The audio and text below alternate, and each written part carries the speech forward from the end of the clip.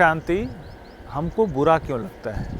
कई बार हम सोचते हैं ना कि जब हम किसी ज्ञानी से कैसे बात करते हैं, अज्ञानी से कैसे बात करते हैं, राजा से कैसे बात करते हैं, ड्राइवर से कैसे बात करते हैं, नौकर से कैसे बात करते हैं, हम उनके पद से बात करते हैं, हम उनसे बात नहीं करते जो हैं। सो बेसिकली बुरा हमको क्यों लग रहा है? क्योंकि व्यक्ति जो है उससे हम बात नहीं कर रहे हैं, जो उसका पद है, जो उसका कर्म है, हम उससे बात कर रहे हैं, उससे हम उसको संबोधित भी कर रहे हैं। तो कई बार लगता है कि जब हमको बुरा लग रहा है तो इसका मतलब मैं अपने कर्म से इतना इन्वॉल्व हूँ कि मैं अपनी आइडेंटिटी को भूल गया हूँ। सो मेरी आइडेंटिटी ड्राइवर या नौकर या फिर राजा या फिर भिखारी वाली नहीं है, वो मेरा कर्म है। जब मैंने शरीर लिया, शरीर लेने के बाद जो जो मुझे पद पोजीशन मिला उसके आधार से मैं कर्म करना शुरू मैंने किया और उसको करते करते मैं वही बन गया। इवन कोई हमको बड़ा भाई कहता है, कोई छोटी बहन कहता है किसी को, कोई बड़ी दीदी कहता है, सबको डिफरेंट डिफरेंट पदों से रिलेशन में हम बुलाते हैं। लेकिन जब हम उसको दीदी का नाम ले लें या बड़े भाई का नाम ले लें तो उनको बुरा लगता है। क्यों?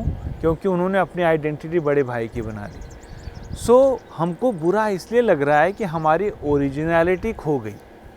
वैसे तो हम सोल हैं, हम आत्मा हैं, और आत्मा ने जब शरीर लिया तो शरीर लेने के बाद वो कर्म करना शुरू करती है, वैसे अपने आप को बनाती चली जाती है।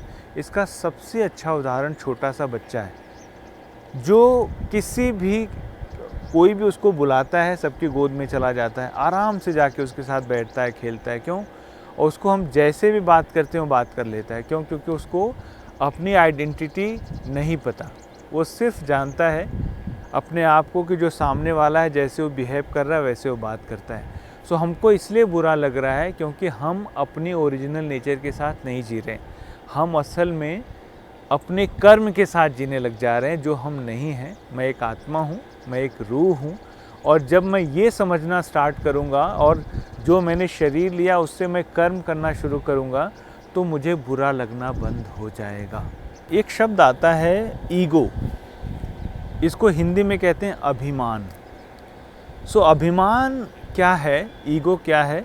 रॉन्ग इमेज के साथ अटैचमेंट जो मैं नहीं हूँ बेसिकली। जैसे जब हम पैदा होते हैं, पैदा होने के बाद हमारे शरीर के ऊपर नाम पड़ता है। उसके पहले तो एक बच्चे को ही हम लोग आइडेंटिफाई करते हैं, लेकिन जैसे जैसे बड़े होते जाते हैं, जैसे हम पढ़ते हैं या कोई पद अचीव करते हैं, अटेन करते हैं, उसके साथ जुड़ते चले जाते हैं। तो जब हम उसके साथ जुड़ते चले जाते हैं तो हमारी जो बचपन वाली आइडेंटिटी थी वो कहीं चली गई।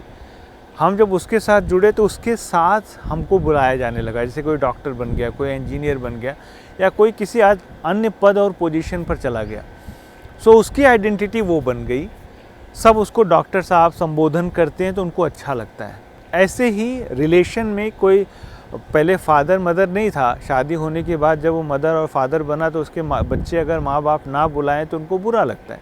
सो ईगो क्या है? रॉन्ग इमेज के साथ अटैचमेंट, जो मैं नहीं हूँ। अगर उसके साथ कोई छेड़छाड़ करता है तो हमको बुरा लगता है। हिंदी में कहते हैं अभिमान। जैसे बाय द वे हमने किसी को कहा कि मुझे एक गिलास पानी दो, तो उसने कहा मैं अभी नहीं दूंगा, या मुझे अच्छा नहीं लग रहा है, अभी मैं मेरी स्थिति ऐसी नहीं है, मुझे ठीक नहीं लग रहा है, तो आपको बुरा लग गया। मैंने अभी अभी कहा, अभी अभी इस बात को मान लो तो ईगो हील हो जाता है। अब इस बात को ठीक करने के लिए सोल कॉन्शियसनेस की प्रैक्टिस सिखाई जाती है कि वैसे तो मैं एक सोल हूँ, लेकिन जैसे शरीर लेने के बाद मैंने इन सारी चीज़ों को अचीव किया, अटेन किया, सो इनके साथ मैं जुड़ता चला गया और अपनी रियल आइडेंटिटी भूल गया। अब जब रियल आइडेंटिटी भूल गया तो उन आइडेंटिटी को भूलने के कारण मेरे से जो बिहेवियर है वो बदल गया। सो आज से मैं इसको ऐसे प्रैक्टिस कर लूँगा, इसको ऐसे समझ लूँगा कि कोई भी चीज़ अगर बाय द वे हमारे साथ नहीं जुड़ी है, कोई भी चीज़ हमारे साथ अगर सही नहीं चल रही है, तो हम उसको क्या करेंगे? अपने से कर लेंगे। कोई अगर कुछ बोलता है, हमारे लिए सही बोलता है, गलत बोलता है, हम अपने आप को बार बार याद दिलाएंगे कि मैं एक सोल हूँ, मैं एक रूह हूँ, मैं एक आत्मा हूँ, और मैं आत्मा अपने हिसाब से जो आज तक लोगों ने मुझे बोला वो मान गया। लेकिन अब मुझे समझ में आया कि नहीं, मैं एक point of light, point of energy हूँ, और ये हमारा शरीर है।